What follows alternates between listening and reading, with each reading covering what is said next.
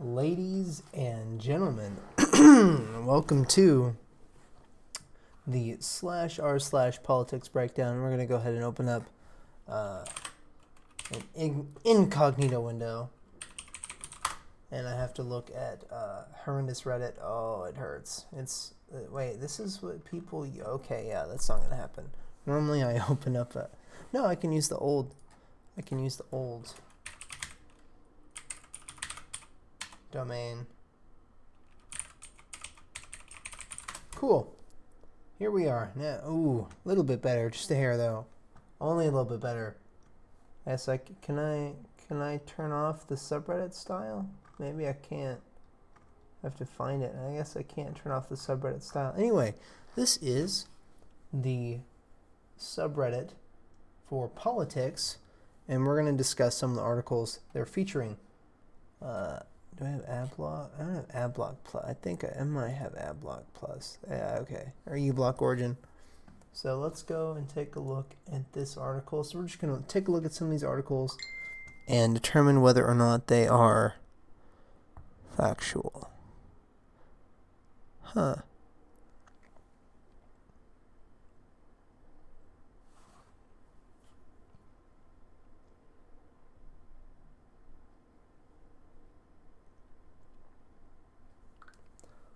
This article comes from thebostonglobe.com, and it says, only President Trump seems to not have noticed, or at least refuses to acknowledge, that the U.S. Attorney for the Southern District of New York, in his December statement regarding Michael Cohen's sentencing, has laid the predicate for indicting the president for feloniously directing a scheme to defraud the public into voting for him under false pretenses. That's a stretch. They're gonna indict him for defrauding the public. I thought they were Russians. I thought he colluded with Daddy Putin. I thought he stole the election. Oh, he just lied. Apparently, I guess he defrauded us. And he said he was going to make America great again, and I guess he's not. Trump's lawyers may well have to worry about the minor matter, because the Justice Department policy of not indicting a sitting president will presumably be followed by all Justice Department prosecutors. You don't have to indict him. You just have to impeach him. You don't have to indict him. There's no point to indicting him. It's not going to do anything. That's stupid. He's the fucking president. Wait, hold on. Donald, here, I don't have to use my... Donald Trump can't indict president. Let's see if I can get the quote. What did he say? Let's see. I would really like to get his quote.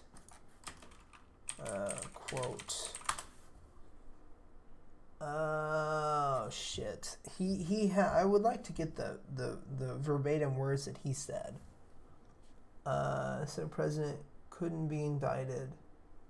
Let's see, maybe this will mention his quote.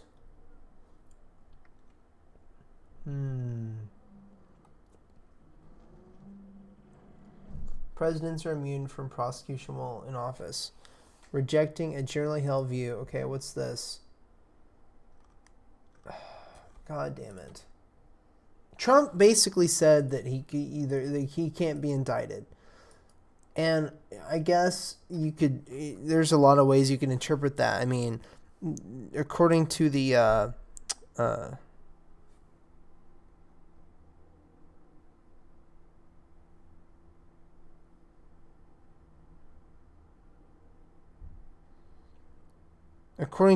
legislation, I guess he can, but his point is that they're not going to. It's out of the realm of possibility. I suppose it would be his point. But what nobody seems to have noticed is that the policy in question is probably unconstitutional. Well, we'll let the Supreme Court decide that. Probably. They don't even know. They have to add a qualifier. They have to say probably. So hold on. The headline says Constitution rules out immunity for sitting presidents. But the article says is that the policy in question, it could be unconstitutional.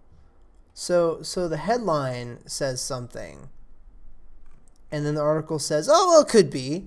Here's why. Our Constitution's framers were openly concerned with the possibility that a corrupt politician might contrive to win the presidency by treason, bribery, fraud, or other criminal means. They said so. And they were explicit about creating the impeachment power. Impeachment is different than indictment. The impeachment power is the one and only means of removing such a criminal president. They opposed the imposition of criminal punishment through legislative trials, which amounts for the ban on bills of attainder at either the state or federal level. It also accounts for the... Wait, what? Hold on, why? What? Wait, hold on. Can I fucking read? This is... And they were explicit about creating the impeachment power, which is fine. This impeachment, that's okie doke. You can impeach a president for anything. It doesn't matter. It doesn't have to be a crime. They could impeach him for anything. It's not a crime to have your assistant suck you off if everything's consensual. But they tried to impeach Bill Clinton because they decided it was unbecoming of someone in the office. It's not a crime. Impeachment doesn't imply a criminal offense. Pay attention in civics class, motherfuckers, as the one and only means of removing such a criminal president. So they don't indict him. They opposed the imposition of criminal punishment through legislative trials, which accounts for the ban on bills of attainder at either the state or federal level. It also accounts for the specific language limiting the Senate's power upon convicting an impeached officer to removal from office and disqualification to hold any future federal office, while leaving any such removed official liable and subject to indictment, trial. Okay,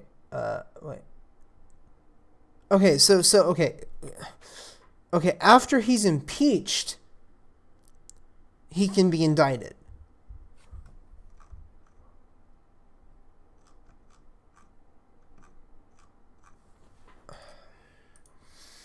I'm already mad. We're one. This has 40,000 of those. They didn't read the fucking article. Okay.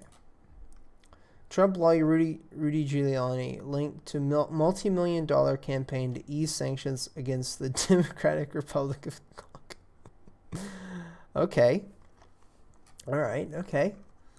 Trump administration officials and allies, including the president's personal lawyer, gathered with investors atop the Hay Adams Hotel for a cocktail reception featuring a short presentation by the Democratic Republic of Congo's special envoy to the United States.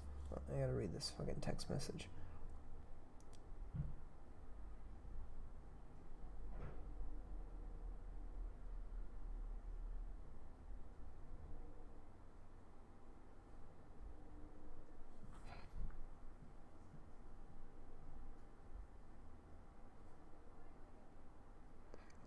Anyway, build it as an opportunity to learn about the role Africa plays in gaining access to critical minerals such as cobalt, and to discuss the strategic relationship between the United States and the nations of Africa. I think it's pretty fucking important that we should be able to have access to precious metals. And if you're not going to let Trump buddy up with North Korea, you might as well let him buddy up with Africa. Anyway, in fact, the reception was part of an aggressive $8 million lobbying and public relations campaign that used lobbyists with ties to the Trump administration to try and ease concerns about Congolese President Joseph Kabila, whose government was facing threats of additional sanctions from the Trump administration for human rights abuses and corruption. The lavish cocktail party was one example of a lucrative and expanding niche within Washington's influence industry, as President Donald Trump's administration has increasingly turned to sanctions, travel restrictions, and tariffs to punish foreign governments as well as people and companies from abroad. Targets of those measures have turned to assistance to Washington's K Street corridor of law, lobbying, and public relations firms. The work can carry reputation and legal risks since clients often come with toxic baggage, and the U.S. Treasury Department restricts transactions with entities under sanctions. As a result, It commands some of the biggest fees of any sector in the influence industry. And some of the biggest payments have been going to lobbyists, lawyers, and consultants with connection to Mr. Trump. Or you mean the president, Mr. Trump? You mean President Trump? You can call him Mr. Trump, but that's kind of shitty. He won the presidency. People overseas often want to hear that you know so-and-so and can make a call to solve the problem. I don't understand what's... Okay, so personal... I'm going to try and get to the meat of this. A month lobbying campaign has helped delay the imposition of sanctions against an industrial conglomerate owned by... Among the leaders of lobbying efforts is firm Mercury Public Affairs has signed other clients facing punitive measures. Sanctions, okay, Trump-linked lobbyists who have received big This is so difficult to piece apart. At the Trump administration, the international community were pressuring Mr. Kabila to step down. Okay, that sounds good. Partly by intimating.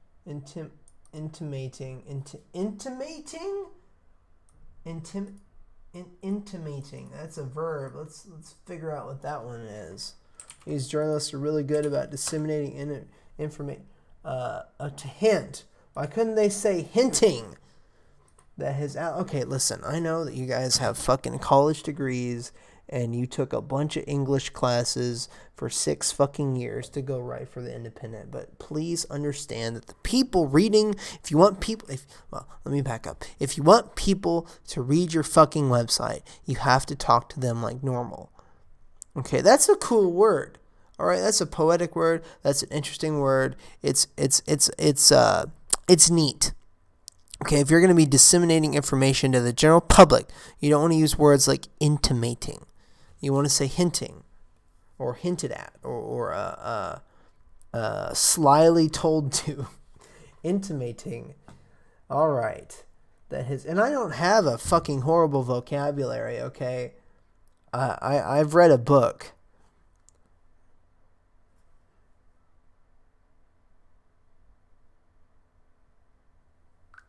Intimate. Sorry, I'm nitpicking this article. I still don't understand what this is getting at.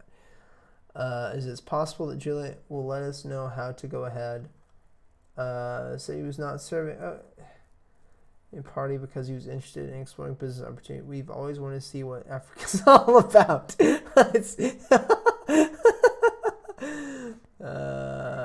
So if I do it, I would only be security consulting. It's not clear whether lobbying overseen has much effect. Okay, so at the end of all this, the capstone of this article is that it is not clear whether the lobbying overseen by Mayor has had much effect. Okay. With public relations firm. The firm is seeking to demonstrate the news media that Mr. Isfact intended to step down and hold free and fair elections. Well, I mean, Orange Man bad. Okay, so this is an article about stuff that isn't relevant anymore. Okay, asked about allegations against Trump, Senator says, I don't care. Let's see. It's easy to lose sight of just how remarkable the revelations were on Friday afternoons. Federal prosecutors explained in court filings that the sitting president of the United States directed his attorney to commit a felony to help him win an election. That's a bold claim. All right, you know what? Let's invent. Oh, I don't want to watch a video. Okay, well, I guess I'm gonna dissect this video. All right. This is my favorite analyst. And thanks to you at home for joining us this hour. Happy Friday. This is 30 fucking minutes long. Okay, I'm not going to watch 30. I like long videos and I like long format content, but I'm not going to watch something produced by Rachel Maddow. That's fucking 30 goddamn minutes. Okay, it's not the sort of development Americans have traditionally been confronted with. Okay, they're making a claim here that the source is this video that I don't want to watch, and it's 30 fucking minutes long. So I can't verify the veracity of this claim. How would members of Congress respond to the realization that Donald Trump is currently seen by law enforcement as an unindicted co-conspirator?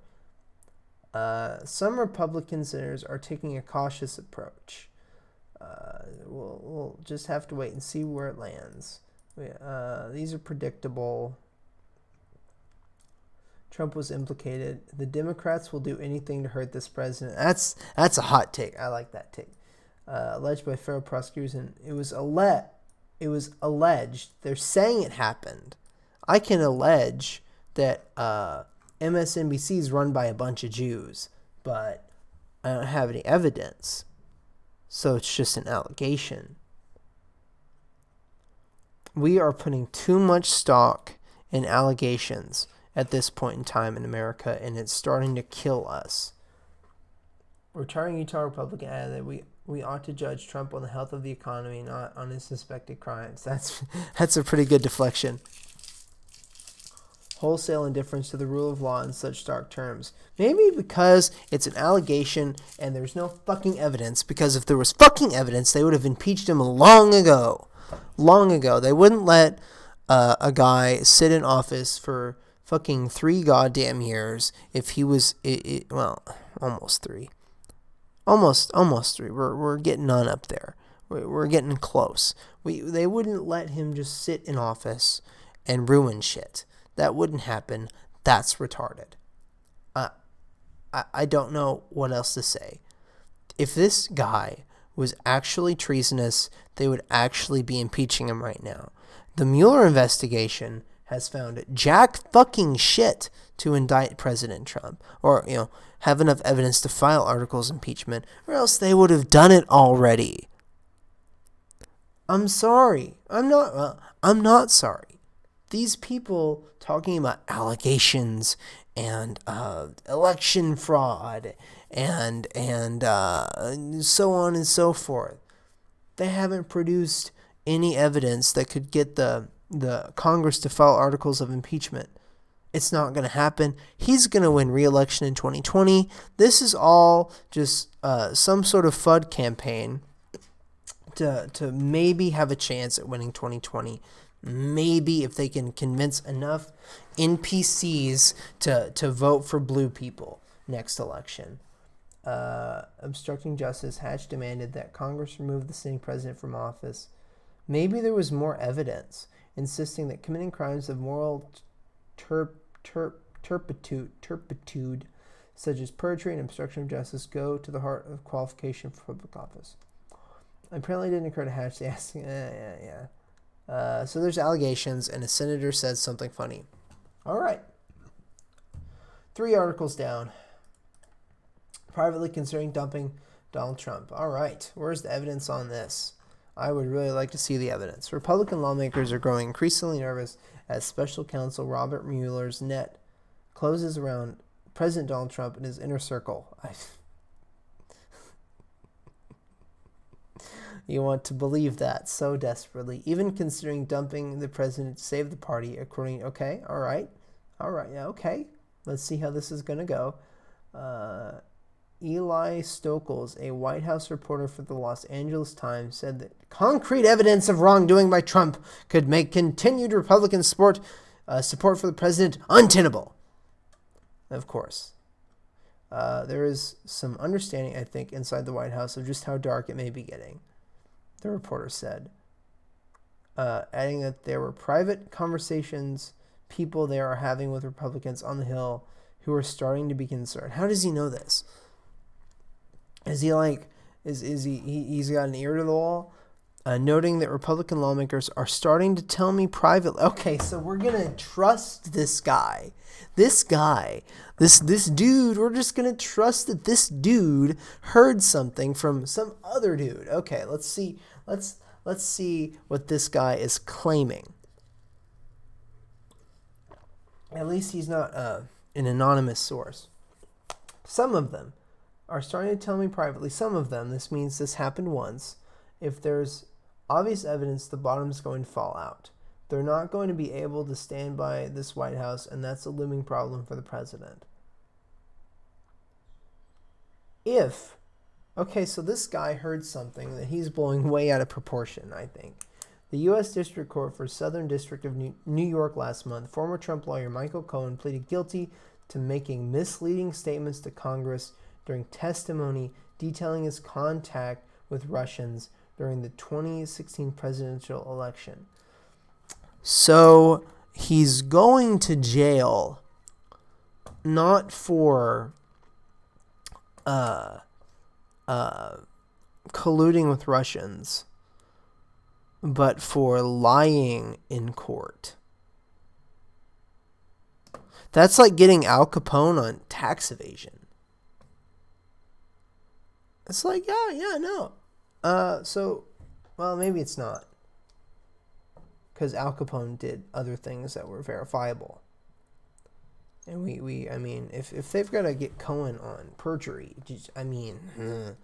okay. In a sentencing memo released last week following Cohen's most recent plea, Mueller noted that the lawyer, who has already been convicted of campaign finance violation. Okay, so he's been sentenced guilty to campaign finance violations, provided credible and useful information for the ongoing special counsel probe into the alleged Russian meddling in the 2016 election. Okay, we're almost there, guys. We're almost there. We're at the home stretch. We're gonna figure out how this whole Russian stuff happened. Cohen had already pleaded guilty in August to illegally using campaign funds to make non-disclosure payments to two women alleged to have had affairs with Trump. Okay, so the finance allegations was a misuse of funds of his lawyer to create non-disclosure agreements and pay people off, so that it was.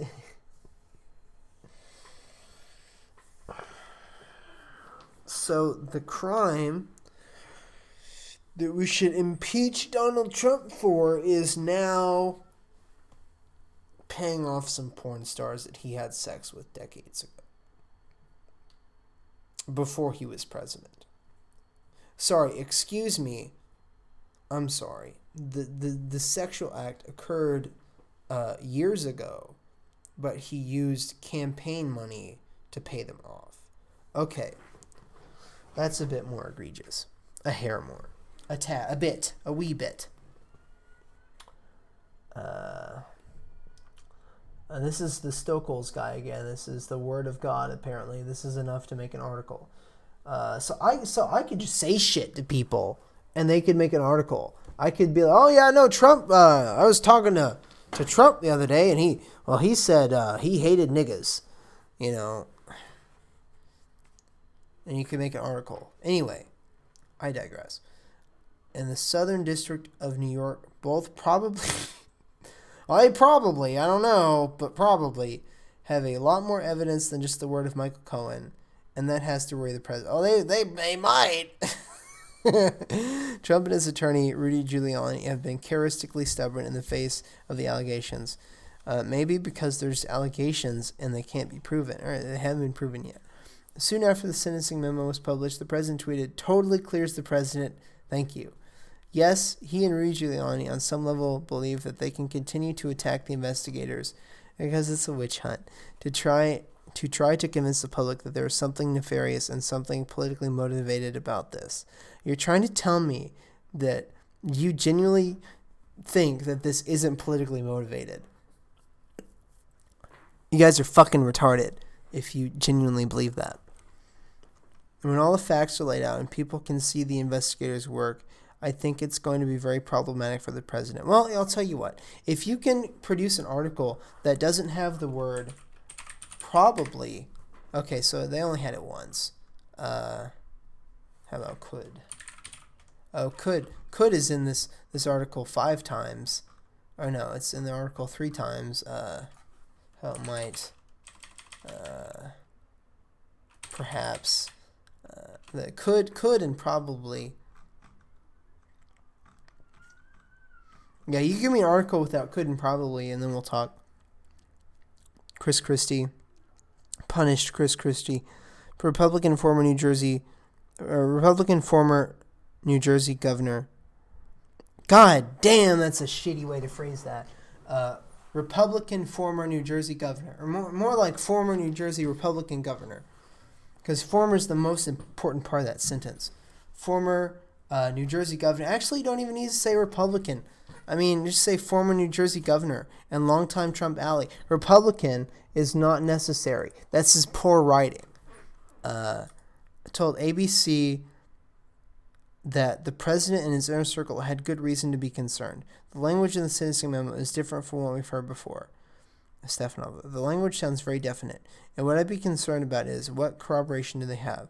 He continued. When prosecutors sound that definitive, they've got more usually than just one witness. Okay. Well, okay. I don't want to read this article from Vox. Conservatives claim the North Carolina ballot tampering scandal proves voter fraud is real. Not quite, says Dylan Scott Stein.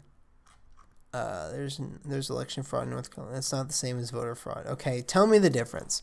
There's an absolutely wild... That's pretty journalistic. It's quite insane. There's an absolutely wild ballot tampering scandal unfolding in North Carolina, implicating an operative who worked on behalf of the Republican candidate. A GOP win in a competitive House race could be overturned and a new election called. Okay, that's oof. I don't really want to read this. I know, I'm shitty. The North Carolina race demonstrates how even relatively small-scale cheating can...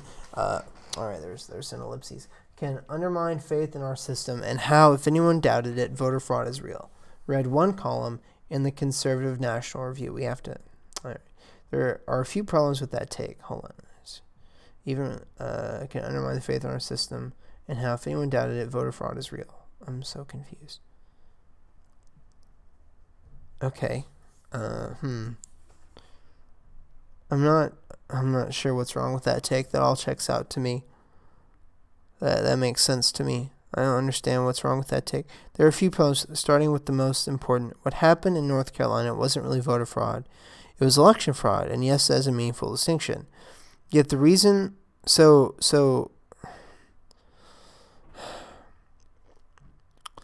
no one's accusing the votes of not happening. So the votes happened. The Democrats can't even claim that the votes didn't happen. Okay, so it's election fraud. Yet the reason for the contortion is clear. Republicans are invested in the voter fraud narrative. They spent much of November warning that Democrats were trying to steal elections in Arizona and Florida, despite no evidence to support their outlandish claims. Okay, well, that might be true. It goes back further than that, of course. President Donald Trump has made the patently ridiculous claim that he actually won the popular vote if you discount a couple million illegal votes in California. They could be illegal. I mean, it'd be nice if they... that's an outlandish claim. You're right. But that's his personality. And it sounds believable. It might not be true, and that's understandable, but it seems believable on the surface. The specter of voter fraud has been used to justify the voting restrictions in GOP-led states across the country over the past decade. Now, I want to talk about these voting restrictions because this is a pretty scary thing. It scares me. It makes me uncomfortable for someone to think about voting restrictions as a negative, because voting is one of the most important things that an American can do. It's our interface with our democracy, and it's the foundation of what makes us a republic. If our voting is compromised, then the republic is compromised. Essentially, voting's all we've got. Voting is what makes us America. It is the highest order of civic duty. So I see absolutely no reason for voting to be easy, right? If that's kind of a weird. Let me explain. Voting, it needs to be something that you can verify the person. Hey, this is the person. It and you need to verify that you're getting their opinion correctly, right? So that's going to be a bit more difficult than just writing someone's name on a piece of paper and throwing it into a bucket. It becomes a process and therefore more difficult. So if difficult voting has to happen to verify that process, that means it should be difficult. It should be hard. Voting restrictions are a good thing, but the evidence for such a fraud has always been lacking. No, it hasn't. They fucking bus illegals from precinct to precinct. They've done this before. This has happened. This is shit that the Democrats do because they believe that they are operating for the good of the people, and they don't understand that they are entirely misled, and they're tyrants. They are tyrannical people. Sorry, I'm on a excuse me, a bit of a tangent, but the evidence for such fraud has always been lacking. So strange as it might seem for conservatives to seize an example of voter fraud perpetrated on behalf of a Republican for validation, that means they really fucking care, even though it was someone on their side. That might mean they genuinely give a shit about what they're saying they give a shit about. They are willing to discredit their own people who have committed an act they really don't like. That explains why some conservatives have taken the line that the real lesson of the North Carolina scandal is that voter fraud is in fact real. That's an important lesson. Republicans typically warn of the dangers of voter fraud, voting despite not who they are. Officials investigating the election fraud, and an entire coordinated operation to tamper with and possibly destroy ballots. Okay, so it's the difference. Okay, so this is an election fraud. I think that voter fraud and election fraud are closely tied, and I think that using the two interchangeably, while might be factually incorrect, effectively correct. Yeah, I think it might be effectively correct. I mean, I understand the intrinsic differences between the two. I get that, and I understand what this article's trying to say, but it's being kind of nitpicky. That might sound like a narrow semantic debate. It kind of does, but the difference is fundamental. In the first case, the voter commits the fraud. In the second, it's the voters who get defrauded. I mean, yeah, that's right. I mean, he makes a good point. That's a good point. But I think there is a level of semantics involved here. Voter fraud is conveniently meant by Republicans looks something like this. The voter commits fraud. Take this President Trump. This is not at all what allegedly happened.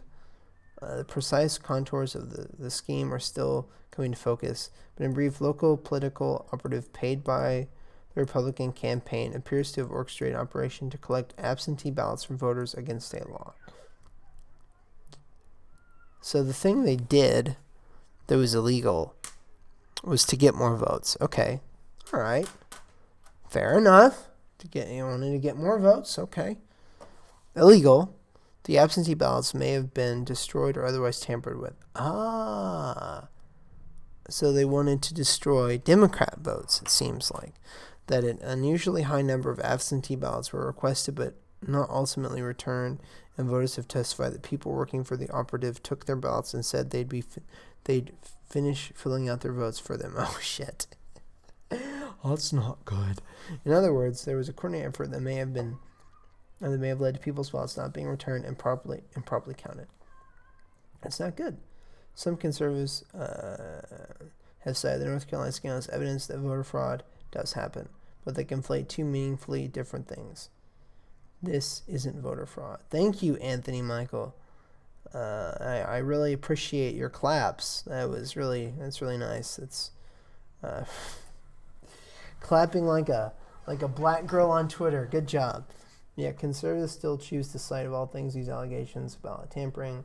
So this is basically an article about how Republicans shouldn't use this as an example for voter fraud, which is fine. I mean, that's a good point. Yeah, the red team did something shitty in North Carolina. Okay, fair enough, Vox. I still don't like you. All right, rich people don't pay taxes. I know this is crazy. So rich people don't pay taxes. Of course, everyone knows this. Rich people could never pay taxes. That would be obscene if rich people paid taxes. I've never heard of a rich person paying taxes, and I personally don't know several people that pay hundreds of thousands of dollars in taxes. That would just be stupid. No, rich people just don't pay taxes, guys. In the summer of 2008, I'm not going to file. Hundreds of foreign companies that operated in the U.S. weren't paying U.S. taxes. His employer, the IRS, had no idea. Under U.S. law, companies that do business in the Gulf of Mexico owe the American government a piece of what they make drilling for oil there or helping those that do. But the vast majority of the foreign companies weren't paying anything, and tax-paying American companies were upset, arguing that it unfairly allowed foreign rivals to underbid for contracts. Start pursuing the non-U.S. entities. Ultimately, he figures okay, so the article is about rich people not paying taxes. That's the article. Or that's the headline of the article. Slash their budget is left the agency understaffed. Good! Let's get rid of the IRS and implement an across-the-board 30% consumer tax. Good. We don't need the IRS to tax people. Let's go. Let's get rid of the IRS and implement an across-the-board consumer tax. Yes, let's do that. That'd be awesome. Anyway. Yeah, get rid of all income tax. Fuck it. Sorry. Reducing the IRS budget after 43 years with the agency. And the steady increase in budget and resources. This is really ironic. Let's see. So they didn't have enough money to pursue. Oh, this is a very specific kind of tax evasion, not rich people. Congress began regularly reducing the IRS budget. Oh no. They lost $2 billion. Oh, I'm sorry. You only get 12 instead of 14. Oh, I'm so sorry, IRS. Oh, is a bureaucracy on life support. Good. Cut the fucking bureaus. We have too many we don't need. And tens of billions in lost government revenue. I'm sorry, but we have a national deficit of $1 fucking trillion goddamn dollar. Tens of $billions is peanuts. I'm sorry. The problem isn't our revenue. This is why I'm making light of this, is because the problem isn't our revenue. We spend too much money on too many people doing things that people don't need to happen. That's just the truth. The system right now is bloated and it needs to be cut. Everything about the system is bloated. Fewer audits than it did in 2010, a drop in the audit rate of 42%. Without enough staff, the IRS has slashed even basic functions. It is drastically pulled back. Maybe the issue is that the tax code is way too fucking complicated. Maybe the issue is that there are too many loopholes that allow companies to move money around in such a way they don't have to pay taxes. Maybe that's the bigger problem. The bigger problem is not rich people don't pay taxes. The bigger problem is that the tax code is organized in such a way that large corporations can essentially avoid paying taxes. It's not that they aren't being audited. It's that they don't have to in the first place. We should just eliminate the complex tax code and implement a 30% consumer tax on every good. And just use that. When you make something and you sell it, it's taxed. Actually, I need to go back and re-listen to how Gary Johnson talked about the consumer tax, because I'm not sure if I completely understand what he's talking about whenever he mentions the consumer tax. But it seems, on the source of it, it seems like a good idea. Are the biggest beneficiaries of the IRS's decay. Most Americans interact with it as largely automated. Okay. I got another text. Another interesting text.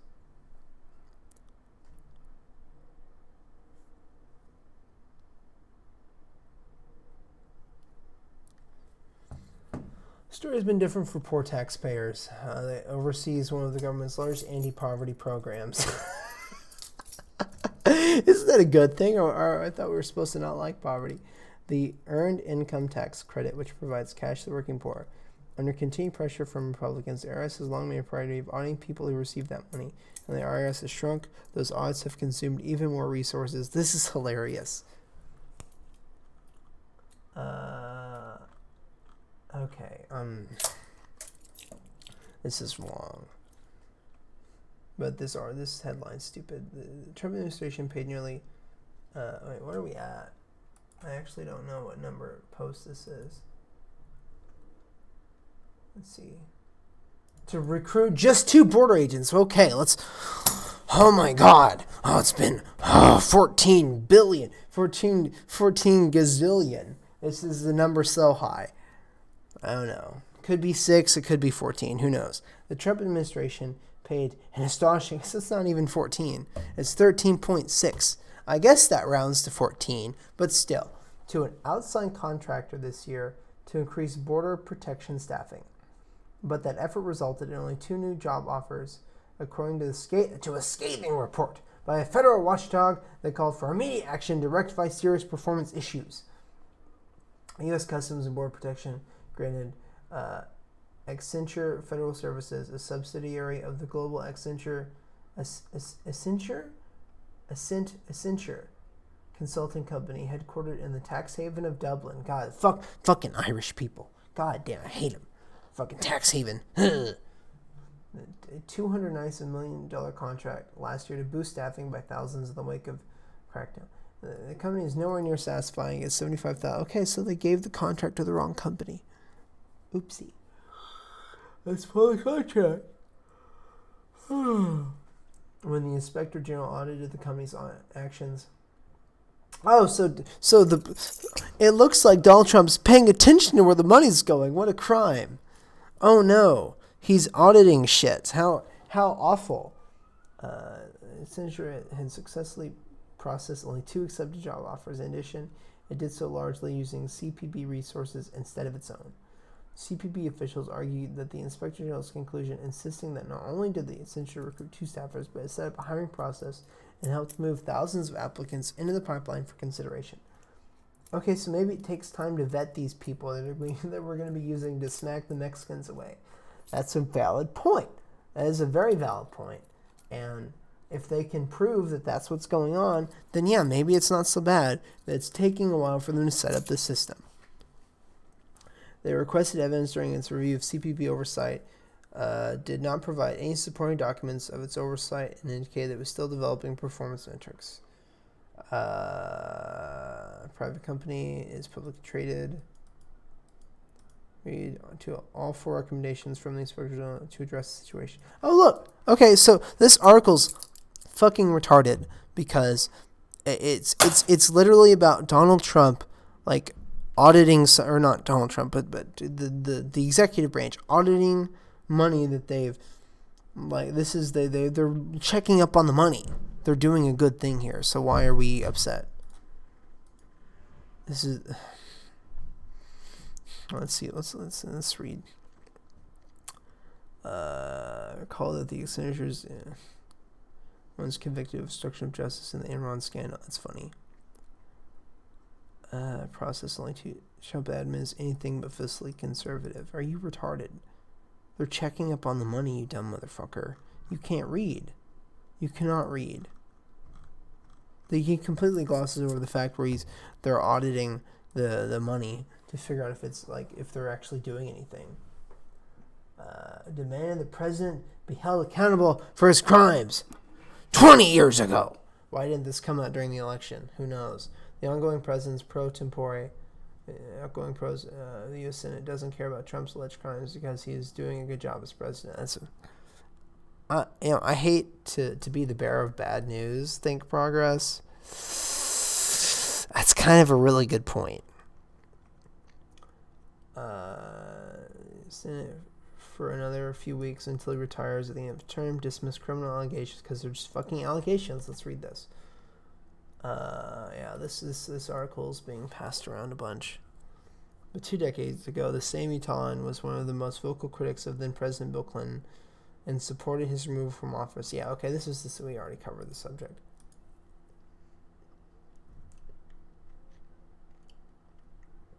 This is a rehash. Slow news day. John Kelly is furious at Ivanka Trump and Jared Kushner for his firing.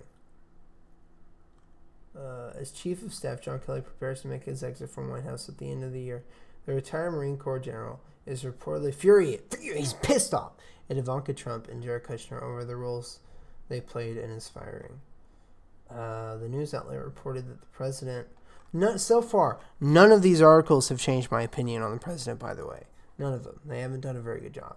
The news outlet... See, I'm fucking educated. I read all this. I read all of this. And none of this gave me anything, any bit of piece, any nugget of information that would make me think that Donald Trump is doing a bad job as president. None of these articles have changed my mind. Trump reportedly worked behind the scenes with his son-in-law and senior advisor Jared Kushner echo quotes, three parentheses, to see the chief of staff replaced with their eyes set on Nick Ayers.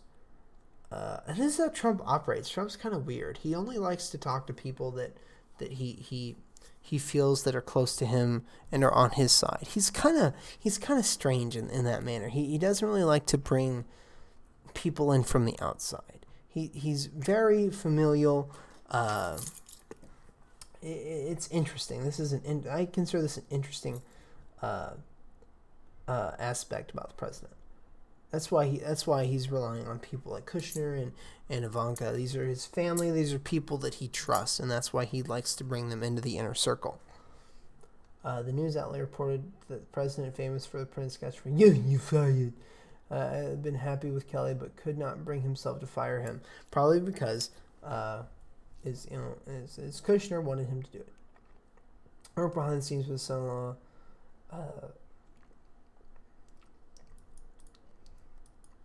Had lobbied for Ayers to be made chief of staff for months, which many saw as a coup attempt. That's a bit of a okie doke.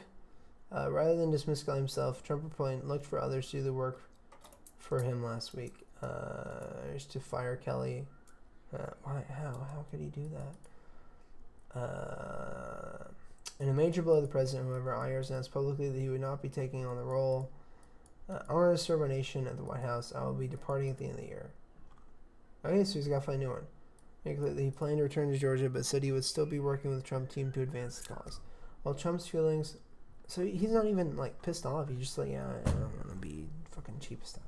Or not chief of staff. Is it chief of staff? Is that what this is over? Chief of staff, yeah, okay. No. Wait, yes, yeah, okay. Can't fucking read, apparently. I'm a stupid conservative. I can't fucking read, apparently.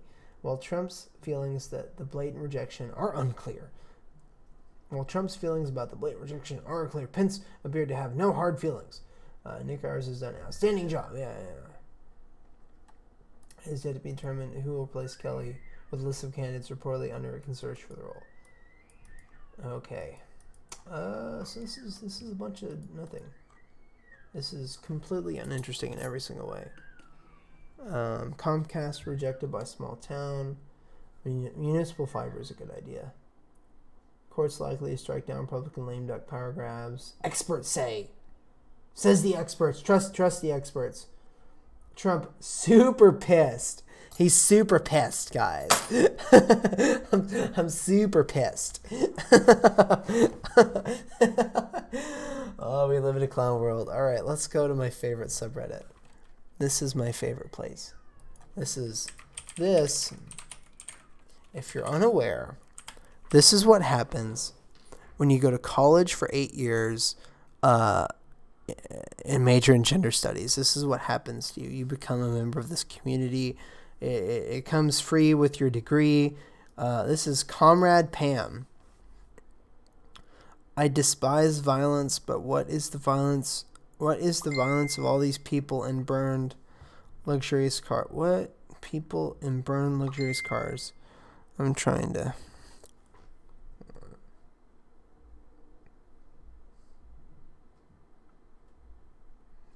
Actually, time to end the stream.